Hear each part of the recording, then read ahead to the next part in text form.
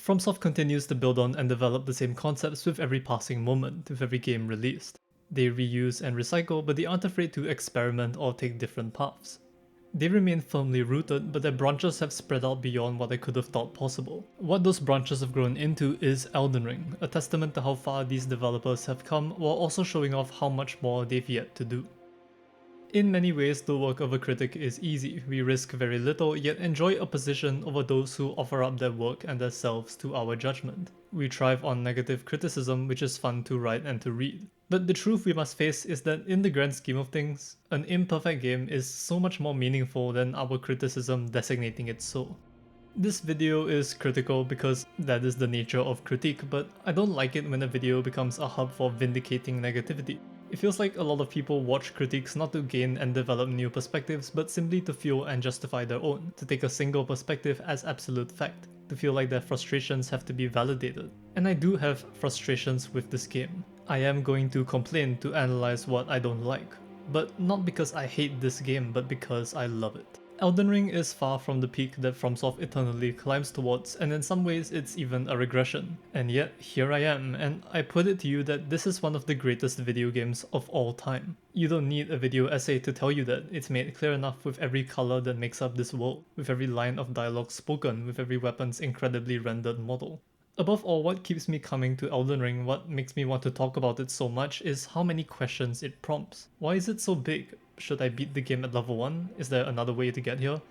Will I go to hell if I use spirit summons? Why won't Elden Ring answer my questions? I suppose a FromSoft game is the last place I should be asking that, so I'll have to find my own answers.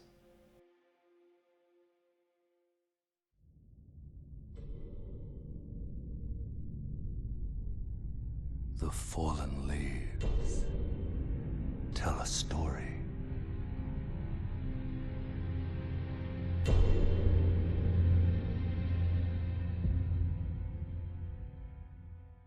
While FromSoft games often begin with animated cutscenes, Elden Ring opens with a series of illustrations, and they say so much and so little. This world is built upon mythology, folklore, and most importantly, art. Art not just in the developer's work, but the art within this game's culture. The songs performed by characters, the intricate statues commemorating the demigods, and the ruinous and yet resplendent architecture of its many factions. From your first view of the Erdtree, one that'll be omnipresent throughout your journey in some way, Elden Ring lets you know exactly what kind of game it is. The parallels to Yggdrasil are anything but subtle. This game's world is rooted in countless inspirations.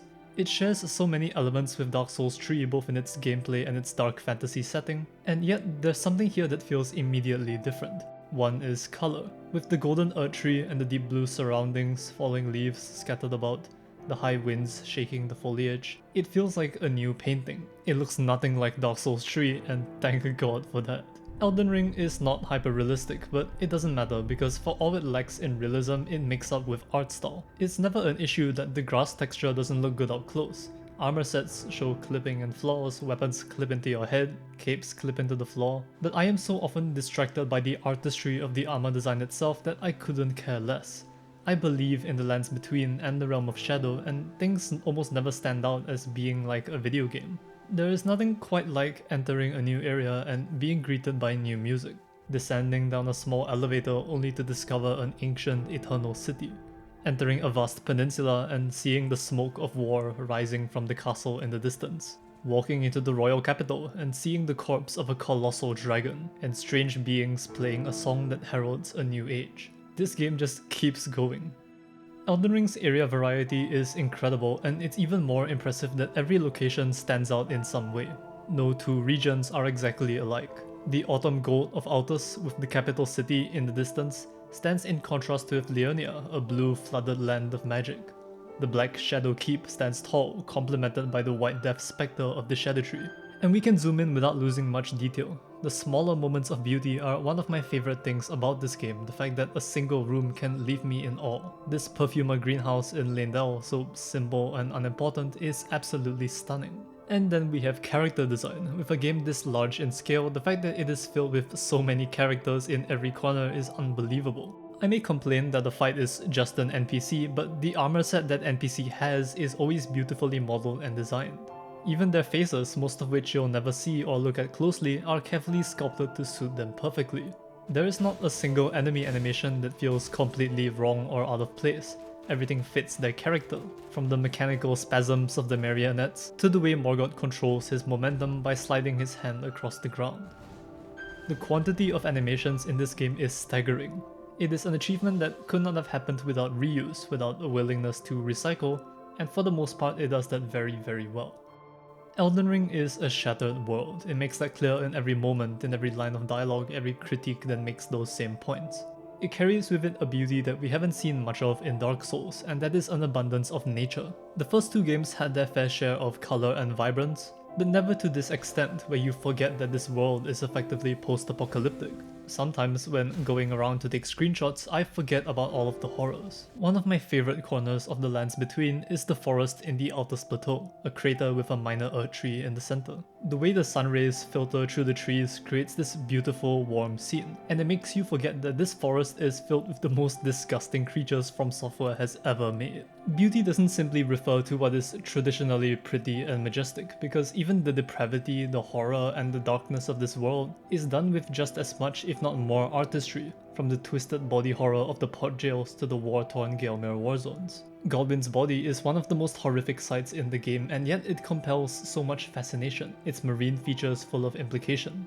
Every location, from the ancient natural paradise of Raw to the cold and unwelcoming consecrated snowfield, is blooming with intention and art. Even if they lack interesting gameplay, such as the two I just mentioned, they remain beautiful. They are the reason the world of Elden Ring continues to feel so good just to exist in. That feeling is sold by one more thing.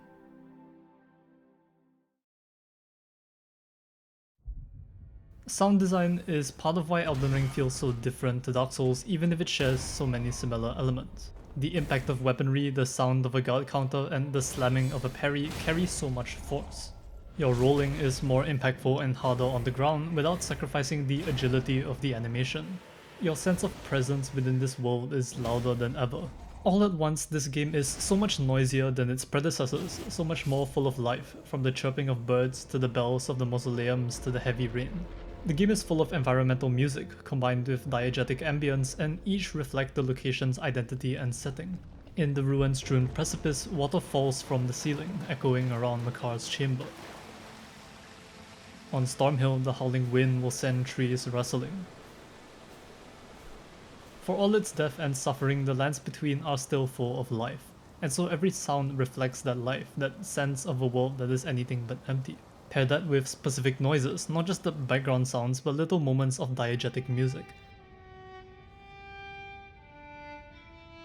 In the capital city, you hear what sound like hundreds of leaves constantly being shifted around by the passing winds. The soundtrack is regal and yet carries with it tragedy. And within the city is a page knight, passive and not attacking, instead simply playing a melancholic tune on the flute.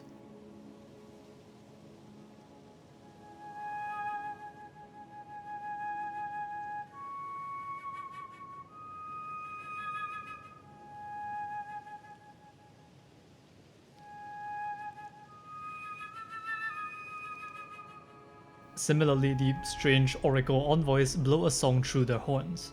And these don't clash with the soundtrack, they complement it, selling that this city is not what it once was. Sometimes I can't help but wonder if they could have done this more. Flame Peak, the very height of the mountaintops, is severely lacking in noticeable sound and environmental ambience. Wouldn't some high winds have helped maybe, and some passing clouds? The catacombs could use more deep howling, as could the utterly silent abyssal woods. Elden Ring has not mastered sound, but this feels more like a conscious decision rather than a display of poor technical ability. They could have done more, but this game is already chock full of serviceable sound design. And then we have boss music. Sometimes for basic bosses it's not immediately memorable, but for every Grave Wardens is an Earth Tree Knight. The Tree Sentinel theme is fantastic, it's proof that even minor bosses can have incredibly memorable soundtracks. Everyone remembers the first time the Sentinel raises his halberd. I am curious though, how many people actually remember Rykard's theme, or Radahn's outside of the last few seconds? How many people really remember any melody in Placiduous? I think Elden Ring's soundtrack is stunning and very often beautiful, but I do think some of the earlier work in the game is lacking in distinction. They sound good in isolation, but more often than not they lack a specific memorable moment or quality within, focusing more on orchestral complexity and hence getting outshined by the sound of the boss itself. I think the DLC rectifies this immensely. Every soundtrack carries with it both depth and readability. I can hum almost every theme to some extent, and as amateurish and surface level as that sounds, a first impression and how memorable the track ends up being is important. I don't think I will ever forget the dissonant strings of Midra's theme or the last tragic minute of Mesmer's.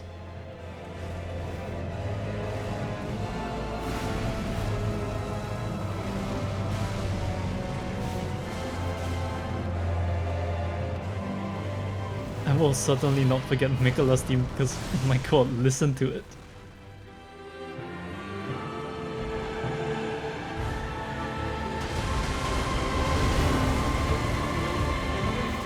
DS3's best soundtracks didn't just reflect their character, they had something to make each one distinct. Frida's gentle piano, Gale's chaotic chorus, Nameless King, and Soul of Cinder reusing the Gwyn motif. It's incredibly simple, and I'm not a musician, but that element that keeps people talking about the music is what makes it stand out. Those timestamps people put on OST videos, those recurring motifs and callbacks, that instrumentation that reflects character. The Chinese instruments in the Dancing Lion soundtrack gave me goosebumps when I first heard them. I felt like a kid in primary school just watching that yearly dance all over again. This game's music brings it to life, even when you're stumbling upon horror. Not all of its soundtracks are incredible, but the ones that are, and the way that music integrates with the sound design of the world and its characters is excellent. Elden Ring works like most Souls games. Enemies have designated permanent spawn points and paths. They have set positions and reactions. When you run through a dungeon, enemies will execute preset ambushes for when you walk into a certain position. And yet, somehow, as predictable as it is, this rarely ever becomes an issue. Seeing the same patrols and infighting and little scenarios after resting at a grace never took me out of it. Part of that is, I think, because Elden Ring's enemy placement is so often intentional. Their positions fill every corner of the world to stop things from feeling empty. And with that, you can slowly realize that a lot of enemy encounters tell little stories of their own. The logic of these moments was easy to take for granted in the more linear Souls games, but in this open world, you really have to stop and consider how many of these there are. The Groveside cave in Limgrave is full of dead soldiers now occupied by wolves. The boss of this arena is a beastman of Farum Azula. From this, we can infer that the wolves led by this beastman took over the cave from the soldiers and are now using it as a home. As I climbed up Mount Gelmir, I found soldiers mourning over corpses of the fallen. Of course, that was what I thought, until I realized that they were eating them, their eyes and bodies tinged with madness. There are plenty of other scenarios where you may stumble upon signs of enemy infighting, or patrol routes, or even a lone wanderer. This design extends not only to enemy placement but to its entire world. Did you know that these two caves on opposite ends of this little mountain are connected? This shared large cave area houses a horrifying malformed star enemy, and you can glimpse the opposite dungeon from the other side of the cave. These connections don't even stop at physical proximity. If you look carefully, you can see traces of this world's fictional history everywhere. The Hyrule Cave in Limgrave gives you an early glimpse at this strange architecture, with the boss being a guardian golem in a flooded chamber. You might climb up the ruin-strewn precipice and see the same architecture by its waterfalls. Countless hours later, you'll find the ancient ruins of Ra, which shares this architecture, its enemies, and a shared motif of running water. And the game never once acknowledges this or puts it in your face, it's simply something that you piece together. YouTubers like Quayleg and The Tarnished Archaeologist are fantastic showcases of this storytelling. You can see how this temple to the old dynasty, which you can find in other underground areas, has been reappropriated by Bolg's worshippers and tinged with his blood magic. Civilizations are stacked upon each other, merging, shifting, and warring. You can see little glimpses of these all across the world in nearly every bit of architecture. From something as simple as a small ruin to the golden path that runs across the entire land. Factions such as the Rea Lucaria Sorcerers, the Black Knights of Mesmer, and the Banished Knights are spread far and wide in groups, forming distinct stories and narratives with their positions, their armor designs, and even their attack animations. You can piece together their wars, their battlegrounds, their victories, and their schisms. Sometimes less can be more. These kind of little connections and scenes can get vague, and it allows for one of the most memorable facets of Souls games, that being theory crafting. Why do all the misbegotten warriors drop legendary swords? Why is there a single wormface crying over a tree-nut lily? Why won't this bloodhound knight go on a date? The game throws so much at you and scatters occasional answers in important moments, but rarely ever confirms its mysteries. I doubt FromSoft really has answers to most of these questions. There are possible clues and leads all over the place, but they contradict, they serve different theories. It's up to the community to decide and make conclusions. This refusal to confirm is why Souls have had such extensive debate and writing about them. The little fragments and implications create a sandbox. It propagates the spirit of collaboration, of community that the Souls games are known for, not just through their summon signs and invasions, but also through discourse outside of the game itself. It's why I can have so many hours in a single player game. It trusted me to create my own stories and conclusions with the ingredients laid before me. The open world, while flawed, allows for so much more interesting and interpretive storytelling than what a more linear game can. And it makes Elden Ring's world feel cohesive in spite of how many places it scatters about. So many scenarios feel like care was put into their position and placement. The thought put into its world building feels reminiscent of the expansive lore of Tolkien's literature.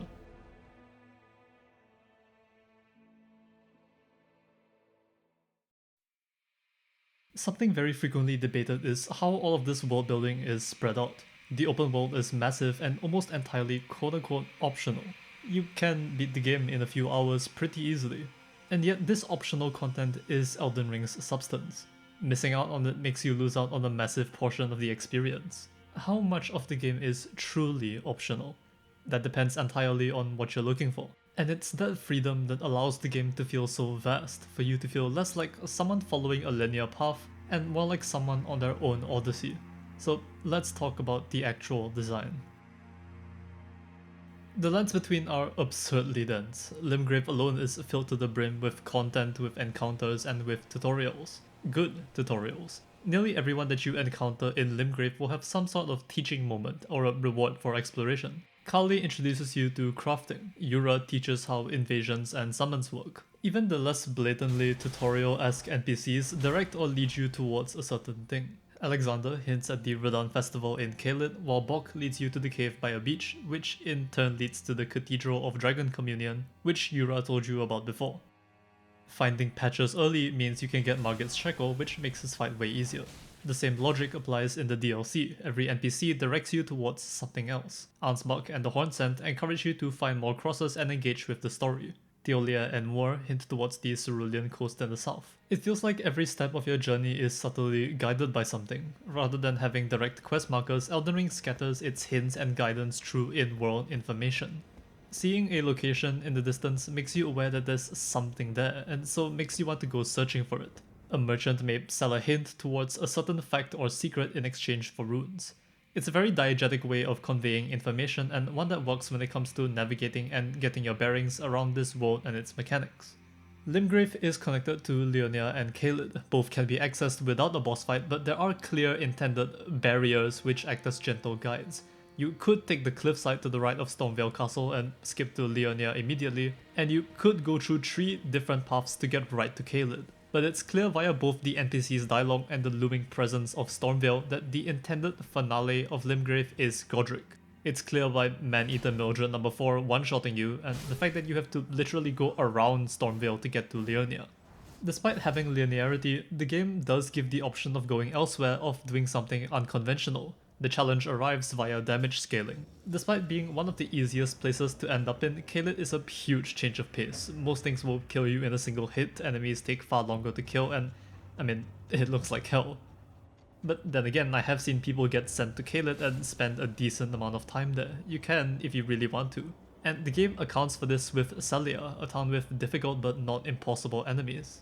Elden Ring's world is laid out like this everywhere. There's a very clear sense of progression and where you should and shouldn't be, but nothing is stopping you from breaking that path besides yourself.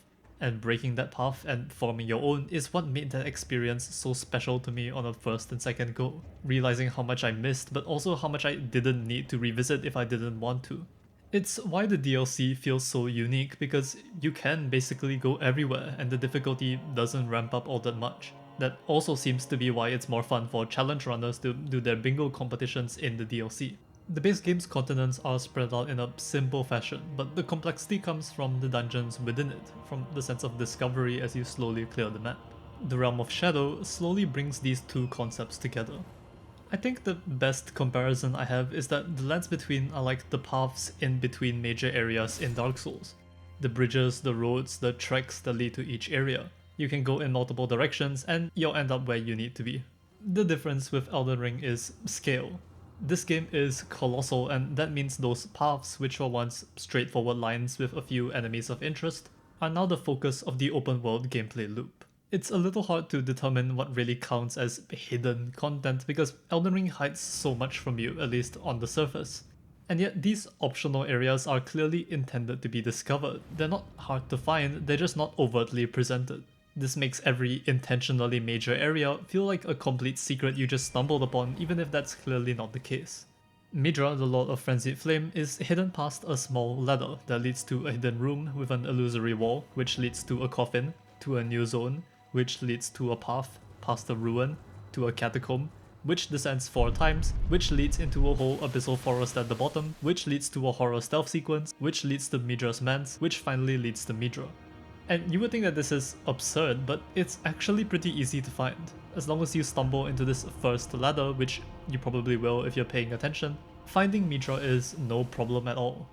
The Shivra elevator is an iconic moment, and most people found it nonetheless because everyone explores Limgrave. Everyone will see the conspicuous looking building in the Mistwood. Elden Ring's content is hidden, but in truth it's easy to find if you just spend a short while looking. Visual hints do a lot. They draw the eye but don't immediately astound. Elden Ring makes discovering something clearly intended to be discovered feel like a monumental achievement. It is genius, and it is in many ways thanks to its seamlessness.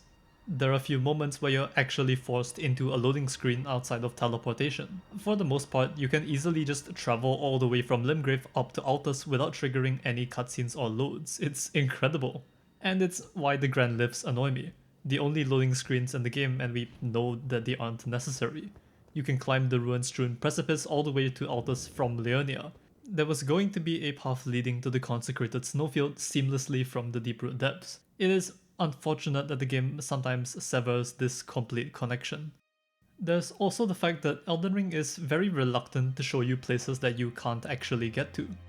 It does happen sometimes with set dressing, but it's rare, and that means that the scale has to be far less immediately visually ambitious. Leyndell is amazing. It is easily my favorite location in a video game. And it is colossal, but it does look smaller than Anor Londo, because Anor Londo could afford to have an absolutely colossal background, an entire proper city-sized city far below. Since the lands between wants you to go everywhere you see, it can't get too big, and so it serves as more of an approximation.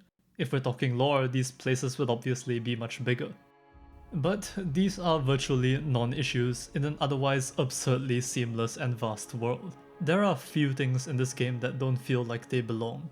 You can get from Leyndell all the way to Leonia's Moonlight Altar from underground passages, and that fact alone is something special. And the map plays no small part in this. Navigating it feels not just like using a piece of game UI, but referring to an actual diegetic map. You initially follow a vague layout to pick up a fragment, which reveals a full map of that section for you to reference. If this sounds familiar, it's because it's kind of like Ubisoft Towers. And Ubisoft Towers, as much as the internet hates them, are not bad, at least not fundamentally. What keeps Elden Ring's map fragments from feeling like generic open world bloat is mystery. Because the map doesn't directly reveal objectives in the world, all it gives you is hints and scale. There is no stencil outline of your map before you find a fragment, just total darkness, allowing it to effectively jumpscare you with its size every time you open it. You have to reference the map's elevations, points of interest and landmarks to find the content. And so, despite laying it out in front of you, Elden Ring still leaves you to do the finding. It doesn't have to have huge video game holographic markers of objectives. All it allows for is a beacon to appear wherever you place it. Google Maps was welcome in Cyberpunk because it felt diegetically appropriate when navigating Night City's highways. But why do that in Elden Ring and clutter this fantastical world when illustrations serve as good enough hints? When you can simply look from the very first section of the game at something in the distance and tell that you'll be heading there. The map has mystery, and that's something that I really took for granted till I wrote this video. There are guides, but it doesn't become explicit till after the fact. So what can you find on this map? When it comes to side content, we have a lot. Caves, catacombs, churches, villages, heroes' graves, shacks, ruins, risers, abigails. The DLC offers these too, but also pot jails, ruined forges, and nameless mausoleums. The distribution of these is a choice. Comparing the Lands Between and the Realm of Shadow, we can see how each philosophy works out. The Lands Between has about 51 underground side dungeons, while the Realm of Shadow has 13. That difference may seem staggering, but the Shadow Realm's catacombs are far longer and more complex. Even the ruins are completely different, with little navigation puzzles and a larger scale. The base game's side dungeons are contentious. I like them, but then again, I like many things that are not very good. But I think they're far more unique than people give them credit for. Everyone has at least something going for it. The issue is, I think, that they don't feel very tied into the world around them. They are very distinctly considered side content. And while the DLC dungeons do have this logic too, with locations such as the ruined forges having no connection to the rest of the DLC, there is a much clearer attempt to make them appear substantial. The pot freezer jails are story significant, tying into Marika. For all of its strange visual dissonance, the forges feel unique, like nothing we've really ever seen in the game. That sense of story in the world's enemy encounters, the uniqueness, the feelings it prompted, is far more lacking in most of the base game's side content. For every cave of the Forlorn, there is an Impaler's catacombs. Some of these dungeons are genuinely great, they have interesting platforming puzzles, gimmicks, and themes. But also, they look really boring, for the most part. There are caves that are genuinely fascinating and beautiful, but most are the same dull monochromatic dungeon you've already seen. They're small, cramped, and linear, like they were made with a community's level editor. Even if their gimmick is interesting, like the chest teleportation dungeon, they've got the same pool of general enemies from beginning to end. Most of the bosses within these, while not particularly interesting, are good. With a few exceptions, none of these caves really feel half-assed. Every hero's grave has a substantial puzzle or challenge, and every cave has a specific theme. But they all just look a little boring. They feel boring. Presentation matters. Even if a side dungeon is sprawling and labyrinthine, all of it suffers if it looks the same as all the other ones. If the only enemies are reused from Dark Souls without enough uniqueness. Something that especially bothers me is how a lot of these caves don't reflect their location. Limgrave's High Road Cave, the shared malformed star caves in Altus, and the frozen caves in the snowfield are definitely exceptions. But for each special environmental cave like this is another one that just doesn't feel right. They become disjointed from the world around them, like you've gone through a loading screen to a different area, even if it looks connected. Some rot swamp in a cave is really not enough to make it feel like a part of Caelid to me. There's a disappointing lack of physical connection to caves from the outside. At the best, they may be two-sided. Sometimes it's very rewarding, like emerging on the landmass that you had previously found inaccessible, or on the top of the academy, or at the foot of a divine tower. But then you have the gaping white beams of light that shine through the caves, which make no physical sense. What could have been a chance to connect side content with a link to the outside is lost. Caves virtually do not exist besides their entrance and exit. Is it unrealistic to expect this level of detail and effort? Yeah, it's not a huge deal, but it does play a part in why the side content doesn't feel like the proper Elden Ring experience. It feels like being teleported into a minigame. This is something the DLC attempts to rectify. It effectively triples every dungeon's complexity and the visuals carry them all the way through. They're bigger, they have similar but more committed gimmicks. They have more unique enemies, or at least new variations of existing ones. Most have completely new bosses. Some even serve as links between entire regions. And what did this cost? Quantity. A lot of it.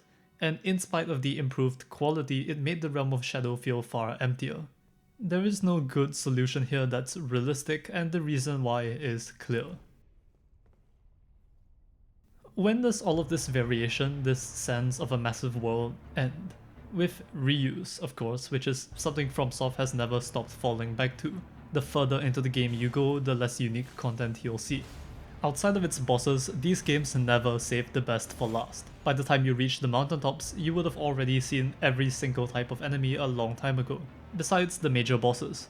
You can find nearly every new enemy of the DLC in the very first area with maybe one or two exceptions. The spiral summoning Hornsent in Ener Ilim, the final area in Elden Ring ever, have seemingly no animations besides death, which also means that they unintentionally have immunity to sleep, unlike every other Hornsent. And there's nothing inherently wrong with reuse, it's an absurdly common and helpful practice in game development. The issue I find with Elden Ring's reuse is that it's all loaded into the back half of their games instead of being more spread out. Elden Ring is too big for its own good. The open world leads to ambition beyond what could realistically be achieved. And you can see traces of that with the mountaintops of the giants, with the Halic Tree, the consecrated snowfield, and with most DLC regions, areas with new enemy counts being either 1 or 0. The scale and magnificence of the map becomes less and less effective as you go on and realize how many of these locations are utterly barren compared to Limgrave, that you were in the game's most dense region the moment you stepped out of that first cave. They are not bad areas at all, but it leads to variable quality that lends a sense of imbalance to the game. An empty location isn't necessarily bad. There are sections where those moments of quiet feel perfect, feel powerful, like a moment of gentle reprieve in the eye of a storm. But there are others where the rush of development becomes very obvious, where a location's artistry and design is eclipsed by just how underwhelming its spread of content is. Both the Lands Between and the Realm of Shadow feel like they could be twice as small to feel perfect. I don't know, I feel like you could cram all of the content of both within the current main map. This size bothers me because this makes replaying the game annoying. There are parts of Elden Ring I revisit time and time again, but to do so I have to endure everything that comes with it. I love Morgoth and I've killed him over 50 times, so it annoys me that unless I use cheat engine, the process of getting to him means I have to dash through the entire open world. If you want to play through the game again, you have to run around and pick up the buffs every single time. You can't revisit something specific that you missed without trudging through everything that you already fully cleared. This is an inherent problem of the open world formula. Replaying takes longer because you need to ride through a bunch of areas you've already been to with Torrent again. Open world games generally account for this constant traversal with fast travel, but also by trying to make traversal and movement enjoyable, making it fundamental. Spider-Man has his webs, V gets a whole armada of cars, Batman glides, Ezio does parkour. The Tarnished has Torrent, who, while competent enough, offers no depth or real interest to warrant using besides as a faster walk. Fighting while mounted on him is pretty miserable, his double jump has little to no interesting function, and there just isn't much to him. Spirit Springs are sort of cool, but it's rare that you ever use them for anything other than quick transport somewhere. There's not much use of its removal of fall damage. Locking them behind stones in the DLC just made them into glorified locked doors instead of open ones. I will not propose a solution, but Elden Ring does suffer from being open world. It means that it is both the most and least replayable. If it was any smaller, it wouldn't feel right. The Lands Between would feel more like the Island Between. Its premise forces it to be so. As it is, I cannot imagine Elden Ring being anything else, because with every flaw it presents, it shows what those sacrifices led to. This game may lack enemies, but where those enemies stand, where they dwell in, is another question entirely. Legacy dungeons are the game's highlight. They're the looming fortresses and cities that stand imposingly over every continent. The castle for the knight to conquer. All these years later, Dark Souls and Dark Souls 2 are just as enjoyable to explore than ever. So how do the dungeons of Elden Ring match up? Something that immediately struck me when going through Dark Souls is how different that sense of clearing a dungeon is. The scale and variety of Elden Ring's open world means that you will never feel stuck in an area, but it also means that every castle, every fortress is far less daunting. The Tarnished feels more displaced in this world than the Undead because you can always teleport away and go elsewhere, and this is good. It allows for accessibility to let you grow your strength elsewhere before tackling a difficult challenge. The issue I have with this is that you can teleport at any time. You could teleport elsewhere in the other games too, but only at a bonfire, meaning that when you were out and about in the world, you had to survive to make your way to the next checkpoint. Elden Ring, on the other hand, gives you the ability to teleport at almost any time, even if you're in the heart of the enemy's castle.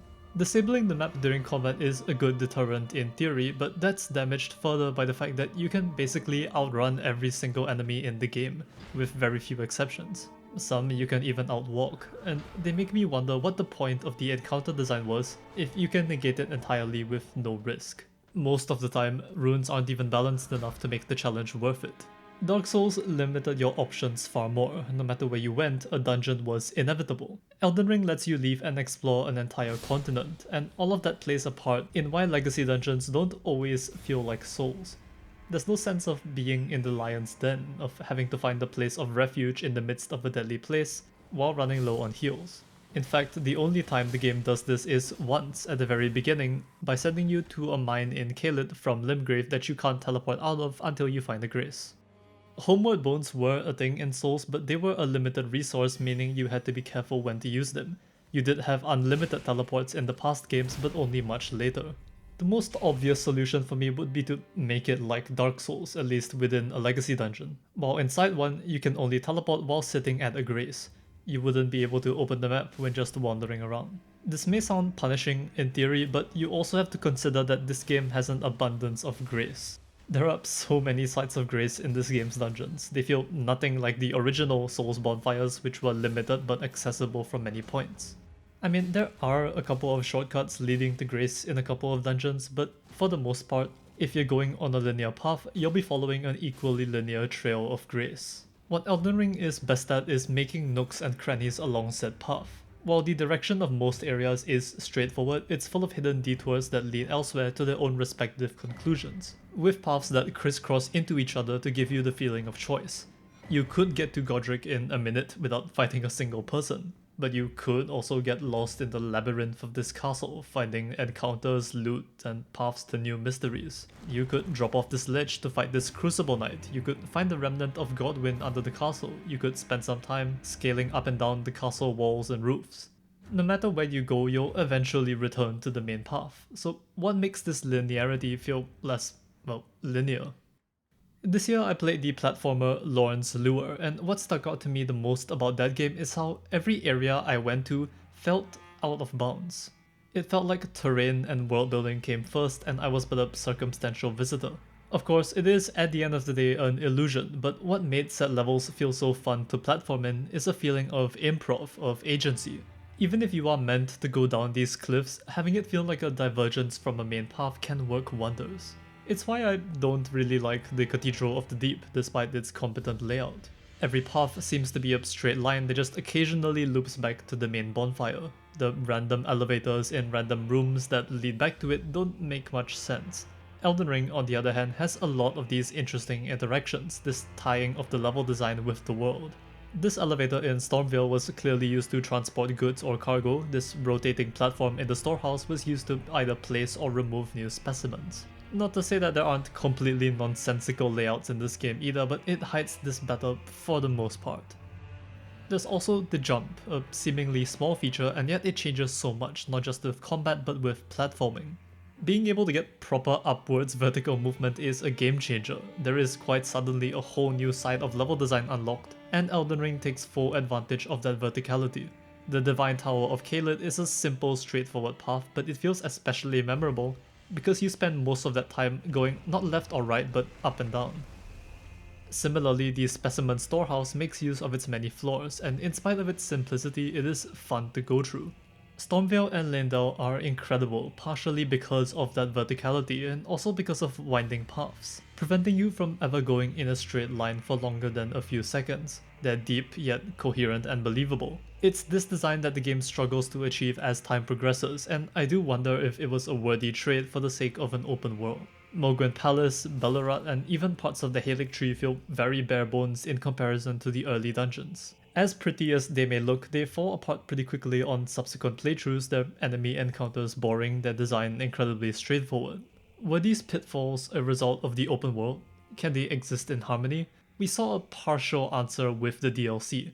The ancient ruins of Ra are laid out like a legacy dungeon. You can use torrent within, yes, but this labyrinthine area is full of little tunnels, shortcuts, and hidden side content. It's compact for an open world area, but big for a legacy dungeon. Ra is the closest Elden Ring gets to a union between the two, and though it's chock full of reused enemies and weak encounters, its layout is compelling, and it's what I want FromSoft's next game to be.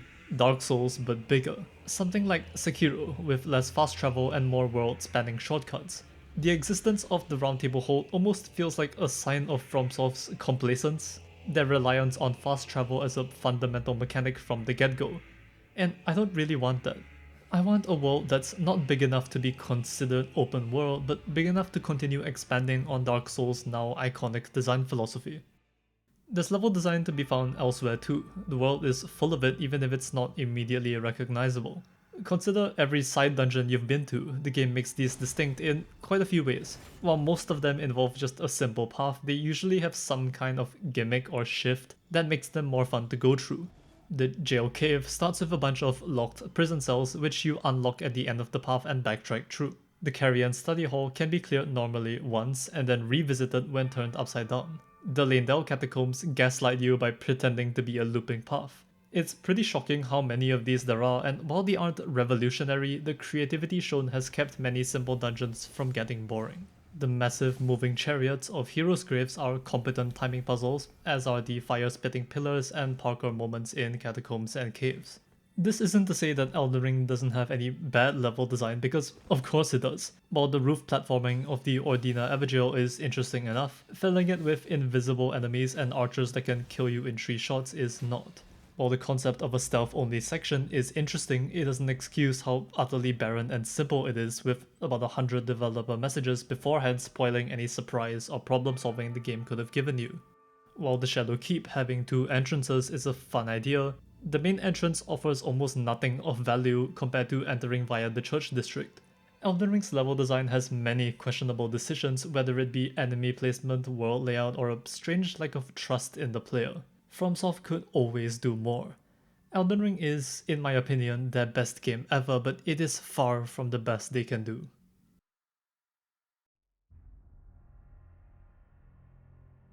The storytelling that I mentioned earlier doesn't just apply to world building. The way enemies are set up narratively always seems to accommodate some kind of combat challenge. Leyndell feels the most comprehensive in terms of encounter design. Enemies and environments are laid out both to serve a narrative purpose and to create incredibly varied combat situations. Take the sewers, with finger creepers and rats crawling about and sneaking up on you. It adds variety from the usual humanoids with faster and more erratic enemies. There's a supply room full of soldiers that throw bombs at you. They force you to avoid projectiles as you rush to take them out one by one, or counter with your own if you're using spells. There's another room with perfumers tending to the rotting nobles. There's a high page knight here, which is a deadly enemy that the perfumers can shield, giving you the choice to fight the stronger enemy or take out the weaker ones that are buffing him. There's also this pathway right below the Dragon Corpse, with 3 Dragon Cult Knights, one of whom is an archer. Move to the sides to avoid the arrows, and the other knights will ambush you, meaning you have to manage both the projectiles and the swordsman. Every location in Leyndell feels like a perfect combination of encounter design and subtle storytelling. This quality is variable. While the Shadow Keep is an astounding area in terms of visual and layout, its encounter design just feels like a Fire Knight in one spot and a bunch of weak filler in the others. In fact, half of the Shadow Realm just consists of these pathetic ghosts with no unique moves that you just kill in one shot mindlessly. What about you? How does combat feel? In Dark Souls 1 and 2, you were considerably weighty. Your rolls felt like you hit the ground hard and that you stayed close to it for longer. In Dark Souls 3, your roll felt more like a leap, almost weightless, especially with the addition of Bloodborne-like claw physics. Elden Ring effectively works like Dark Souls 3 while maintaining the sense of impact and weight of the first two games. As mentioned earlier, the sound design is far louder and stronger, and yet your roll maintains its agility. It's not the only time Elden Ring feels like a proper hybrid of the three games. This same logic feels applicable to animation. Almost every weapon feels like it has a perfect balance of weight and speed. Even if the animations are the same as in previous games, the sound design and improved visuals make that sensation feel all the more responsive. Now, it's not perfect. There's a clear gap in quality between the game's older animations and its newly designed ones. Note how the Great Katana moveset creates a sense of power and weight without needing to repeatedly slam it on the ground like a greatsword. But then again, I'm glad we have reused content because it means variety. My favorite part of Elden Ring's combat design is build variety, and that comes from multiple angles. For one, this game is full of spells. Incantations are flashy with various elements and many niches, while sorceries are more generally practical. There's also Ashes of War, which I think may be my favorite bit. You can apply an Ash of War to a weapon if the type fits, and you can combine this with an elemental infusion that changes that weapon's scaling. This lets you use most skills on most weapons with most builds, and that is a huge deal. You don't need materials to infuse anymore, you can swap it out at any time. They are still limited though. You can only have one Ash of War on one weapon, and that puts a hard cap on what you can do, unless you carry a bunch of weapons and quick swap. And this does bother me a little, because I sometimes find that Souls combat can feel samey. Everyone dodges specific moves in the same way, so you have to go out of your way to find unique strategies and get your intrinsically motivated style points. Sekiro solved the impractical nature of powerful special moves by weaving in movement and dodges into them. For example, pressing R1 at any time during the Sabimaru combo gives you a powerful dodge. High Monk serves as a jump to avoid sweep attacks, and we can see some spells and Ashes of War that try to do this to an extent. Mesmer's Orb, the Poison Flower blooms twice, the Crucible Wings, and many more all give you enough verticality to dodge a decent number of enemy attacks. There's also other moves that give you iframes.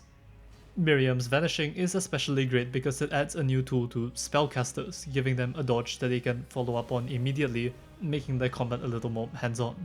But Sekiro's extended arts were more effective because most enemies in that game easily staggered.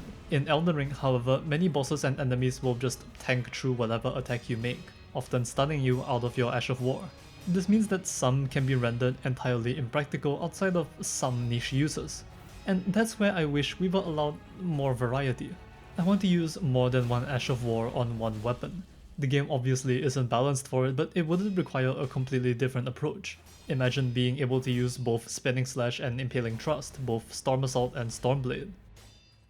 I had this issue with Sekiro too, in that swapping things out in the menu seemed to discourage the creative expression that combat otherwise allowed for. It breaks the pace if I have to constantly switch between weapons, and the limit of shinobi prosthetics that you could have at a time felt completely arbitrary since you can just open out the menu and swap one out at any time. You can see how they encouraged more personal expression in the DLC, which brings in some experimental mechanics, almost like a little test for future games. While a lot of these additions honestly feel like they could have fit right into the fundamental combat, Elden Ring limits them to items. The main ones will be the Backstab Talisman and the Deflecting Heart Tear. The Backstab Talisman doesn't seem like the most significant addition, but making the backstab actually viable for dodging certain attacks is really neat. You could compare it to a Mikiri counter, which, despite being supplementary, is a very stylish way to weaken an enemy's posture. Elden Ring has so many weapon categories, and all of them have backstab attacks which are rarely ever put to use, not to mention the unique power stance versions and the feint attacks. Giving players actual opportunities to practically use these in combat adds an extra element. It builds further on a system that's already been refined over the course of 5 games. Maybe the iframes could be reduced, but backstepping certain attacks like Millennia's Kick just feels right. In a similar vein, the Deflecting Heart Tear adds an extra layer we haven't really seen outside of Sekiro.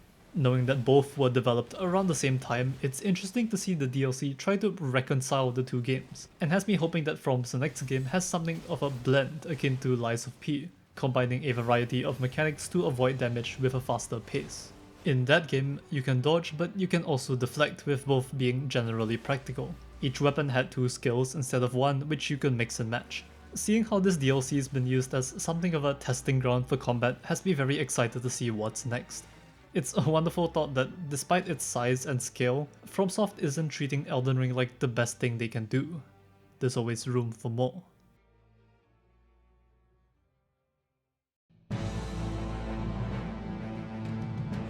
I hope you didn't skip to this section, but I can't blame you if you did.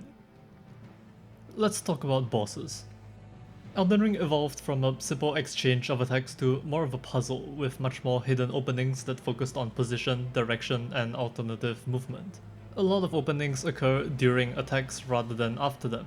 Poise breaks are a pretty significant addition, which reward aggression much like Sekiro and hence give an advantage to charged heavy attacks. Faster and lighter attacks are balanced with things like status buildup or multi-hit talismans.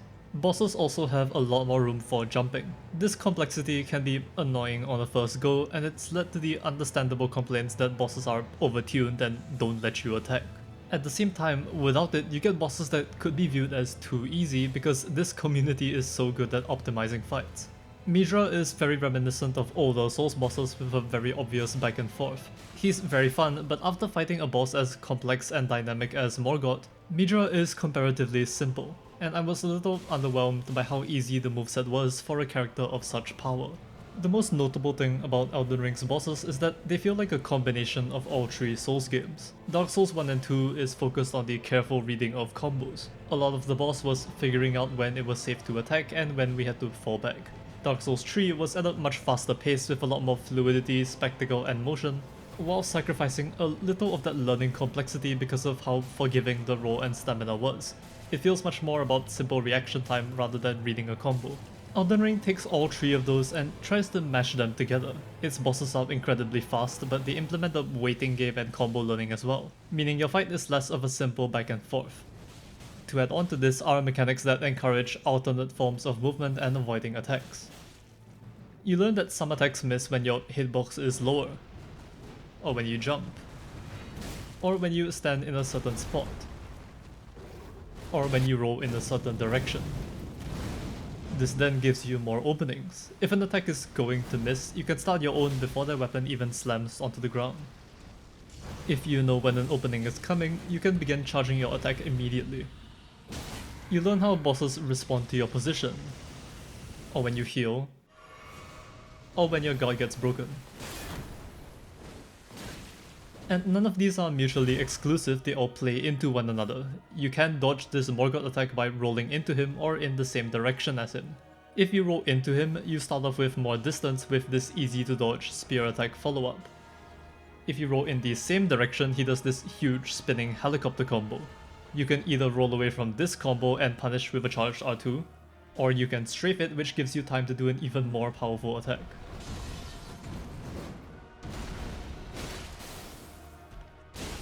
It becomes this constant risk-reward, where experimenting with dangerous moves and ways of dodging gives you more openings. You can also integrate Ashes of War and spells into your combat. The ones I mentioned earlier all apply here. You could just roll this attack, but you could also jump it. Hey, doesn't this Ash of War let you hover in the air for a while? Why don't I use that and dodge to get a big hit in without taking damage? There's also the changes to shield gameplay.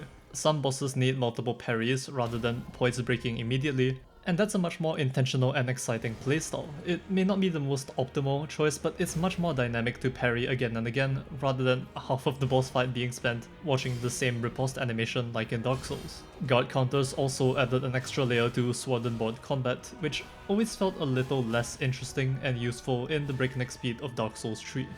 The additional poise damage makes it feel significantly more viable. You can see that while Elden Ring has kept the core combat of Dark Souls 3, they've worked hard in building upon it. Not necessarily with any changes to its fundamental mechanics, but simply with more complexity. Small refinements are made, like bosses needing more parries, more skills and spells with dodges, more complex movesets, and sound design. And I don't think there's anything fundamentally wrong with input reading, long combo strings, and the many alternative ways attacks can be avoided. The issue with combat arises with telegraphs. A lot of attacks that are jumpable don't look very jumpable or strafable, and I do wish there was some sort of visual indicator or at least a more clear animation. Sekiro solved this problem years ago by having a clear weapon shine when a thrust or sweep was coming in, alongside a kanji and sound warning. Elden Ring could use something like this for jumpable attacks. Not necessarily a full warning, but some kind of general sound or visual indicator. And it's disappointing to see how few people really make use of these mechanics because they're not explicitly tutorialized. As such, that sort of discovery is often limited to those specifically playing in that way, often on a subsequent playthrough or during a challenge run. Many first-timers who are only going to play the game once are not going to find this obvious. You could see that as a filter, but to me it's basic accessibility. You're never once told as a newcomer that you can strafe an attack or jump one.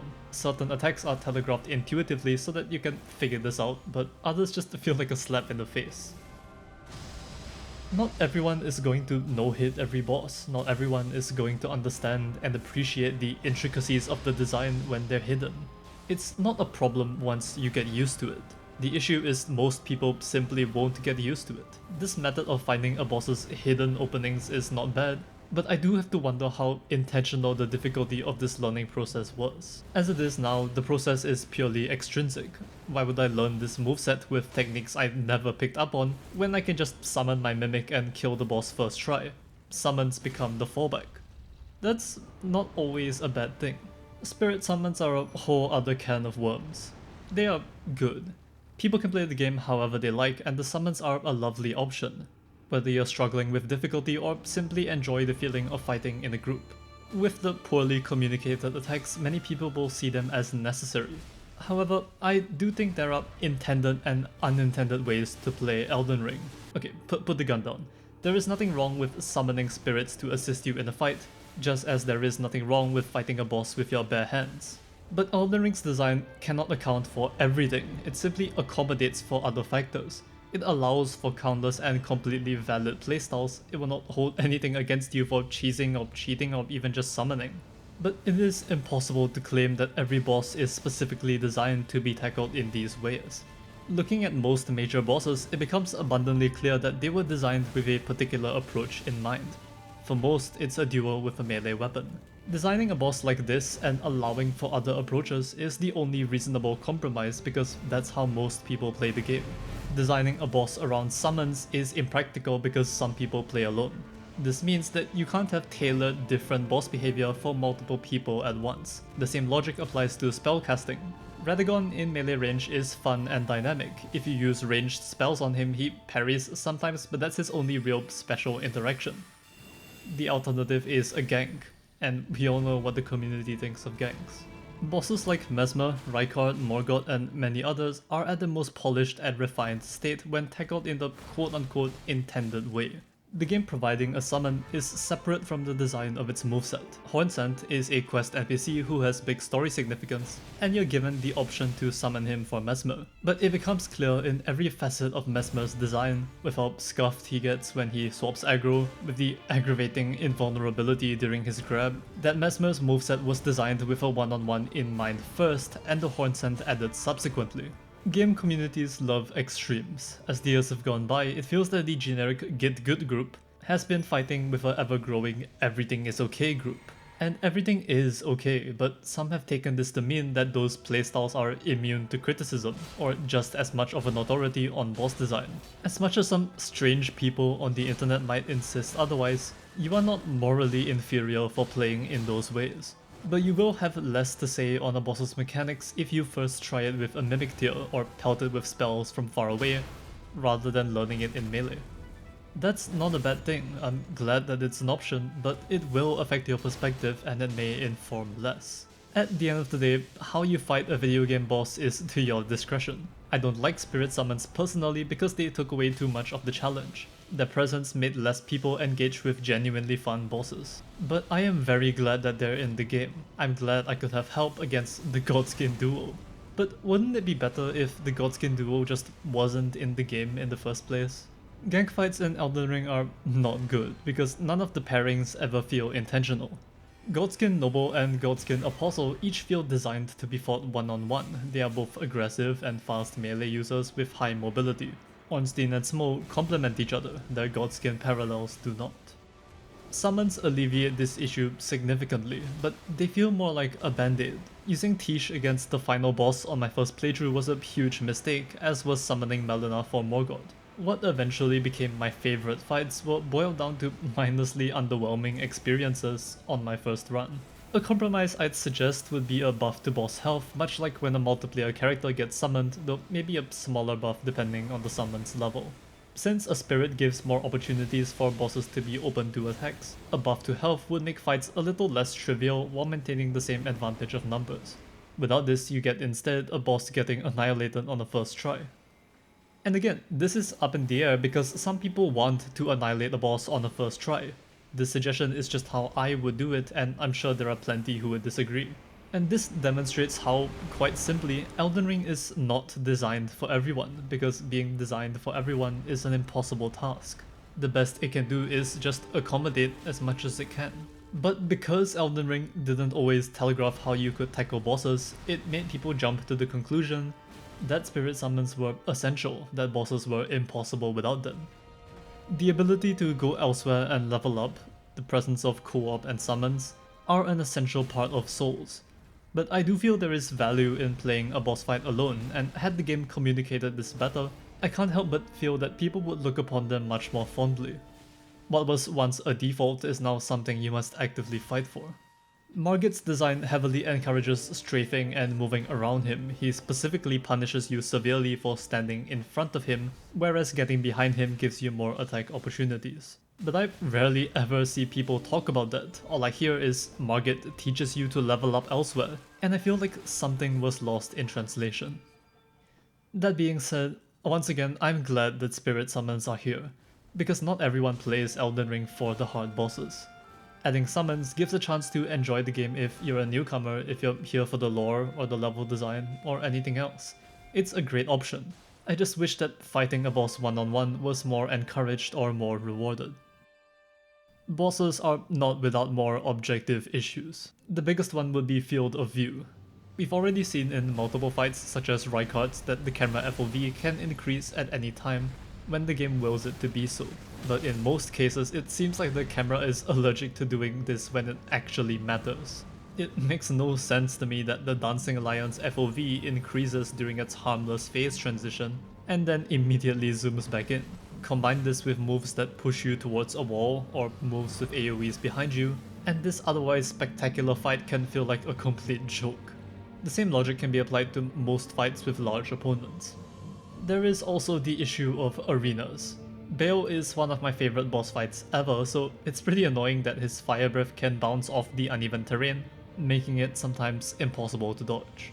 The Lion's FOV issues wouldn't be issues if its attacks didn't lead me towards the far too close edges. With all of this in mind, what do I think of Elden Ring's bosses? I think they are amazing. For everything they mess up, they get something right. I don't even care that I died to Bale's jank because it meant I got to see this again and again.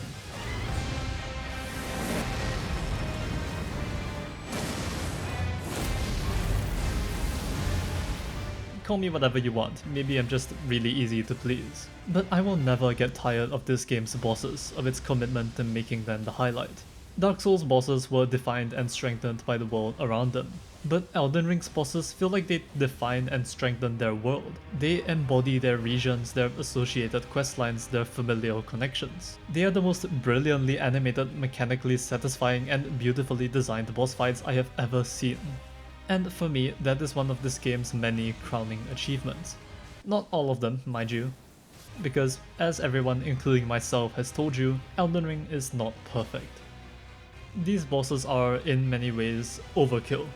They stray too far from Souls, they are difficult to read, they are far more complex than most people want. Does this imply that FromSoft isn't adhering to their old formulas enough? Not exactly. Because in many ways, their game direction does the opposite.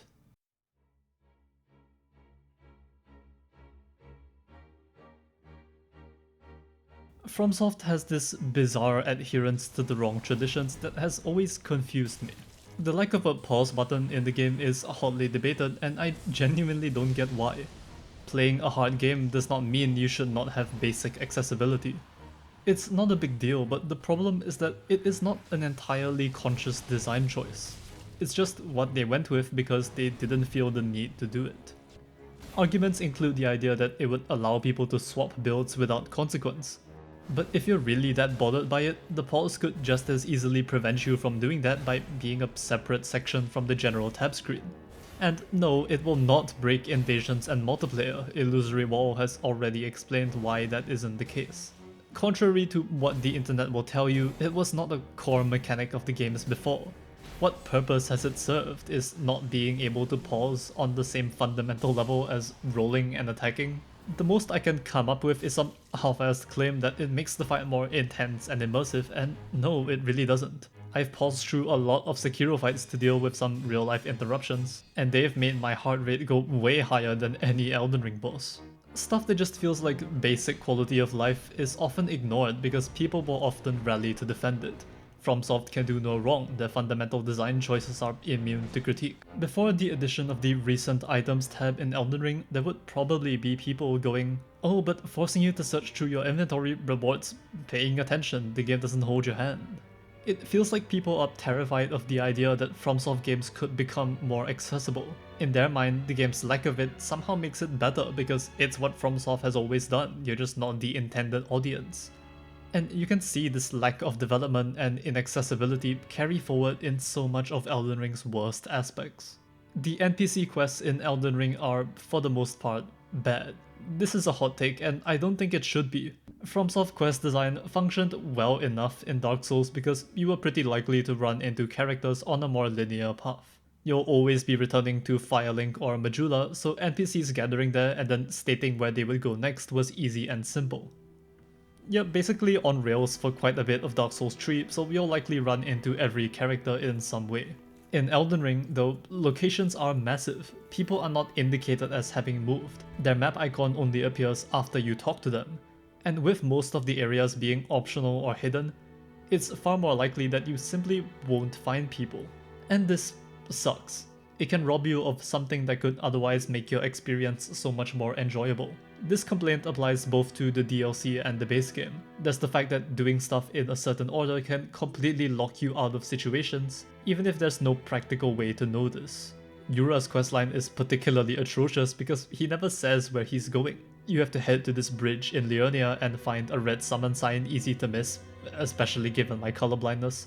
And then you have to go to the church in this small corner of Altus to find him. And if you enter the mountaintops at any point, well, Yura is instantly dead and you've missed out on multiple rewards. If you speak to Sir Ansbach and give him the secret right scroll before you run into Freya upstairs, Ansbach will disappear from the map entirely until the end, meaning that Freya's quest simply cannot be completed and she just ceases to exist. And is there a single person who actually finished Hayata's questline naturally on a first run? You could argue that this vagueness is intentional to encourage discussion and replayability. That is true, but there is still an inherent value in a first experience. Taking time to understand the in-depth lore and world history is one thing. But this logic being applied to NPCs, the closest things these games have to actual emotional connection, is tragic. The lack of communication distances you from them, and it makes everything feel far more mechanical. Talk to this person, rest at a grace, teleport to the next area, rinse and repeat until they're dead in one way or another. I'm not saying I want quest markers, I'm not saying that these stories are bad. For the most part they are masterful. But man, I want more than just perhaps we will meet again. And then we show up a while later and they've decided to die. Features like the aforementioned recent items tab and things like Stakes of Marika are a sign of improvement. FromSoft is trying, and you can see that in their boss design, in their new playstyle additions, in their one-off titles. And as much as I adore Elden Ring, I truly hope that the next game doesn't play just like Dark Souls 3 again.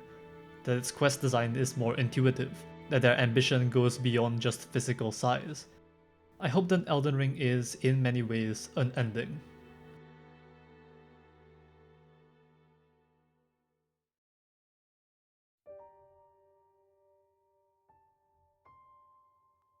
There is a significant appeal to piecing things together yourself, to take down notes of what you discover as your story progresses, to pick up details and nuances in item descriptions. But this isn't for everyone.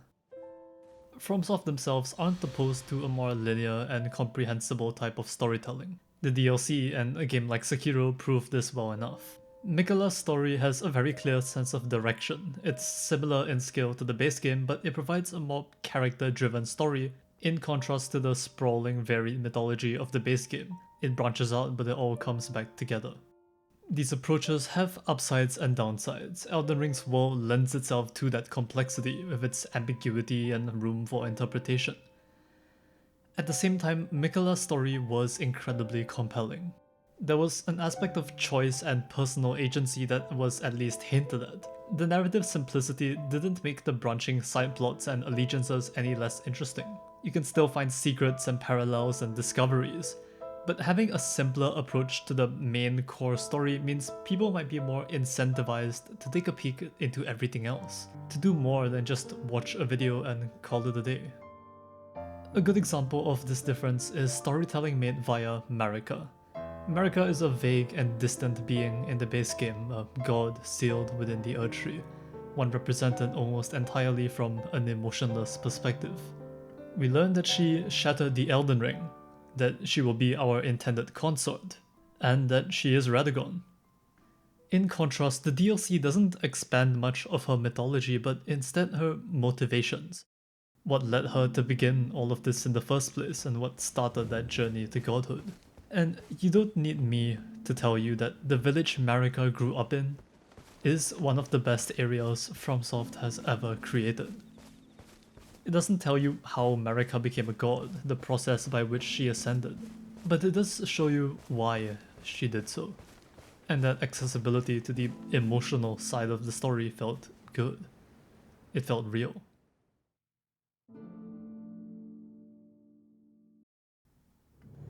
While the base game's characters had differing objectives, like Sellen's obsession with the primeval current and Kenneth finding a ruler for Limgrave, the DLC has every NPC start off with a common goal.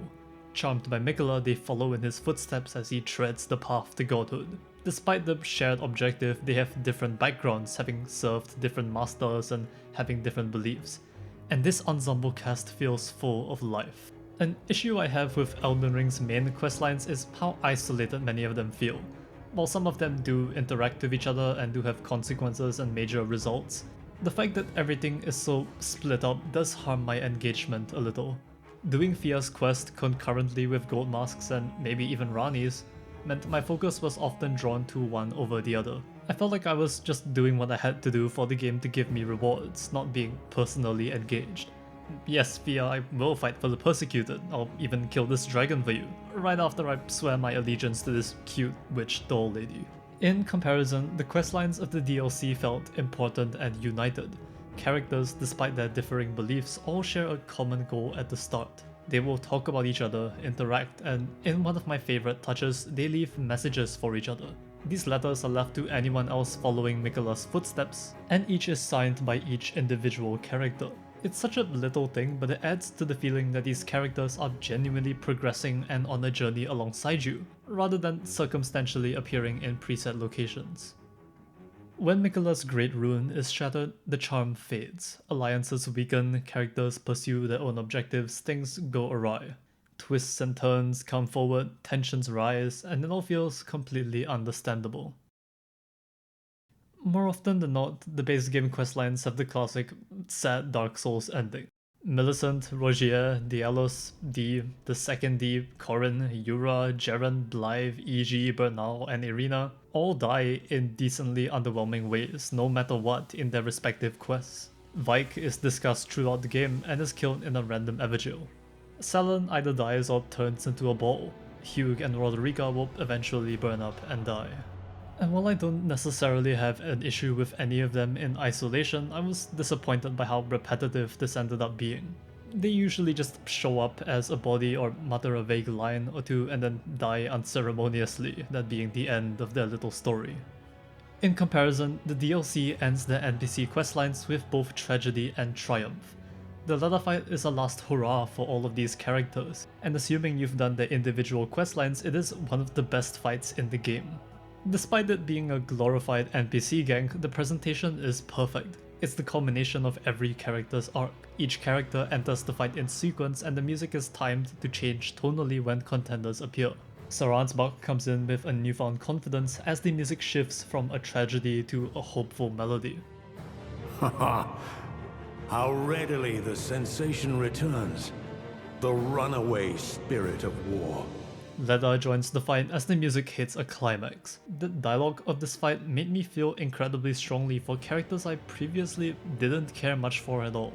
It feels like after God knows how many Souls games, FromSoft figured out how to end their NPCs in a way that wasn't just a boring death. The fact that these NPCs acknowledge each other in battle is such a small detail, and yet one that turns this fight from a goofy bloodbath into the DLC's emotional climax. And the base game is missing these. Its stories are powerful and narratively significant. Some are the most interesting I've seen. But more often than not, that is in retrospect, whether you're rereading your notes on what they meant, who or what they parallel, or if you're just watching a cinematic Vati video where he plays emotional music over a scene that, in the game itself, is shockingly devoid of impact. The shared direction of questlines in the DLC is a step forward, as is the character and dialogue-driven gang fight. In a game where NPCs felt less like copy-pasted player characters that rolled around, this sort of storytelling could be better.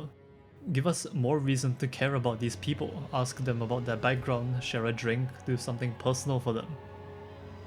At the same time, the scale variation and character variety in the base game is just as impressive, even if its characters have far less charisma or engaging storylines. Something in between feels like the best compromise, something that would allow for continued theory crafting and piecing of elements together, while still being narratively satisfying in the moment on a first go. The Shaman Village says so little, it just plays some piano and has 2 items. And yet, it hits harder than most character deaths in the base game. You don't need to fully understand Marika's backstory for this place to hit you. Somehow you can tell with your eyes alone that this is where the Earth Tree and where the Elden Ring began. It embodies all of this world's beauty and all of its pain. A village blooms with countless flowers, tranquil and silent. And it is empty. Standing right in front of Marika's untouched village is a monument to her sins. What FromSoft needs to nail, regardless of how ambiguous the story happenings are, is emotion. Of course, my complaints primarily extend to NPC quests, because if we're talking about boss and area lore, well, plenty of people will do it better than I have. But I will say that Morgott the Omen King is one of my favorite fictional characters ever, and he's just one of many demigods with their own stories, their own complex and interwoven writing, their own dialogue and voice acting radiating with charm and presence. The best stories in this game feel at their strongest in isolation, and when you view them in that way, they are utterly captivating and they nail that emotion. Morgott displays his tragedy with his brilliant character design. His soundtrack wails with rage and regality. His voice trembles with vindication both at you and himself. The fight is an emotional culmination of his area, a massive city at the foot of the Earth Tree, one that's loomed over the plateau. It is a fulfilling of an unfinished battle from the gates of Stormvale, and when you kill him, the prose of his remembrance ties all of that tragedy together. For everything Elden Ring messes up with its NPCs, it pays back tenfold with everything else I've spoken about. Morgott is just one. So what's the actual deal with Elden Ring? For all its varied stories and tales and demigods, Elden Ring's world feels consistent. It is about so many things. It is about the pursuit of power. It is about death and its lingering consequences. It is about the flaws of religious order and the cycles of violence it propagates. It is about refusal to accept defeat, to keep persevering in the face of a dying world. It is about the horror of the unknown and its simultaneous beauty. Countless interpretations were bound to emerge from a game this big, a game expansive enough to rival the worlds of countless fictions. My take on Elden Ring is not original. It's a common one, incredibly simple, and it's what has stuck with me all the way through. You can be more. You can shape this world into the image that you desire, but you will have to work to get there. The poor quest design, the lacking stories, and above all, the size damages this. But when you do move past their quality and move into what they mean, when you engage and piece things together, everything falls into place. You could follow the instructions of the 2 fingers and the absent greater will, becoming lord over a fractured world. Or you could take further steps. Find something to believe in. Find a reason to fight. Find someone to love. You could fight simply to spread suffering. You could try as hard as you can to repair what's been left behind. You could even burn everything to the ground. What Elden Ring gives you is agency and power beyond anything they've done before. Your choices are not merely light and dark, but shades of both in countless ways. It is From Software's the most freeing game, and in some ways its most restrictive. There are moments where the game's narrative and its gameplay completely clash. There are times where it feels restrained, whether it be by rushed development, underwhelming endings, empty areas, and the same fundamental systems that have been around since 2009. There are times where it is too much, where its accessibility almost goes too far, where its world is too big for its own good. But for every flaw comes a moment of euphoria. Take in this world and breathe. I am ending this not with a deep sentence or thesis. I cannot express my feelings for this game in just a few words. I haven't even done so properly after 15,000. The best I can do is try to show you. This is what I think of Elden Ring.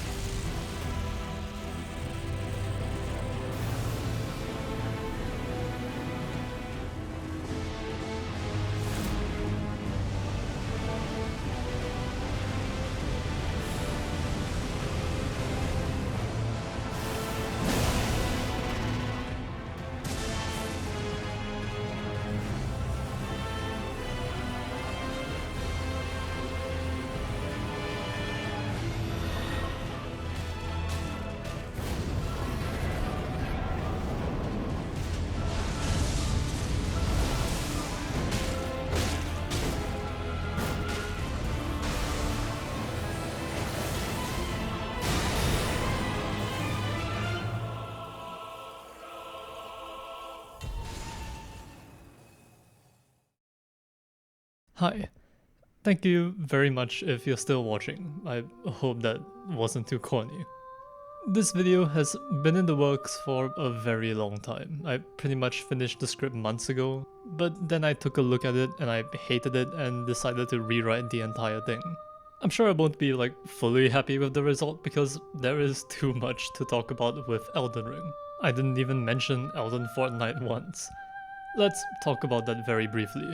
It looks fun. I really like multiplayer co-op games, especially Risk of Rain, so combining that with a Souls combat style sounds like a match made in heaven. And no, I don't think its crossover aspects or clearly different art style diminish the value of Elden Ring at all. I think it's a work of art, yes, but it's also a video game, and video games are meant to be a fun time. And Elden Ring Night Rain looks like a fun time, so I'm all for it, especially as a testing ground for FromSoft to iterate on its combat mechanics. This also hopefully means they have a chance to play around with concepts before they commit to a full game. I think Sekiro is great, but you can very clearly see how they were still hesitant and not fully committed to its mechanics. And a game like Night Rain seems like the perfect place to test things and collect feedback for maybe a new IP, or I don't know, Bloodborne 2.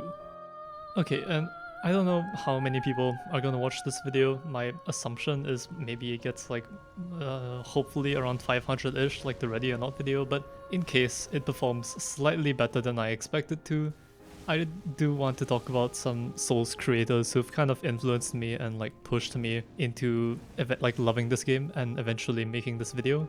There's Mrs. Lee on Twitter who does some very pretty art for both Elden Ring and A Song of Ice and Fire.